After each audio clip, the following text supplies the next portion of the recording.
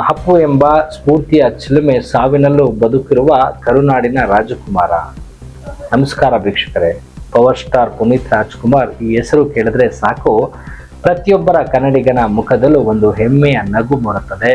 ಅಪ್ಪು ನಮ್ಮನ್ನ ಭೌತಿಕವಾಗಿ ಅಗಲಿರ್ಬೋದು, ಆದರೆ ಅವರ ಹಾಕಿಕೊಟ್ಟ ದಾನ ಮತ್ತು ಧರ್ಮದ ಹಾದಿ ಇಂದಿಗೂ ಲಕ್ಷಾಂತರ ಜನರಿಗೆ ದಾರಿದೀಪವಾಗಿದೆ.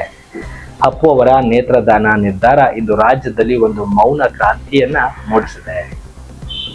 ಹಿಂದೆಂದೂ ಕಾಣದ ರೀತಿಯಲ್ಲಿ ಕನ್ನಡಿಗರು ನೇತ್ರದಾನಕ್ಕೆ ಮುಂದೆ ಬರುತ್ತಿದ್ದಾರೆ. ಕೇವಲ ಸಿನಿಮಾ ನಟನಾಗಿ ಮಾತ್ರವಲ್ಲದೆ ಅಶಕ್ತ ಹೆಣ್ಣು ಮಕ್ಕಳ ಶಿಕ್ಷಣಕ್ಕಾಗಿ ಅವರು ನೀಡಿದ ಶಕ್ತಿಧಾಮದ ಕೊಡುಗೆ ಇಂದಿಗೂ ನೂರಾರು ಬದುಕುಗಳಿಗೆ ಬೆಳಕಾಗ್ತದೆ.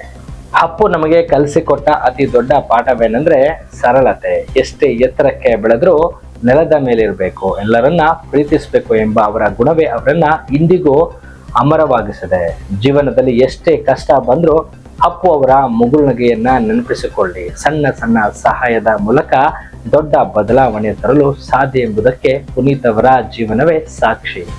ಬನ್ನಿ ಅಪ್ಪು ಹಾದಿಯಲ್ಲಿ ನಡೆಯೋಣ, ಮನುಷ್ಯತ್ವವನ್ನ ಮೆರೆಯೋಣ.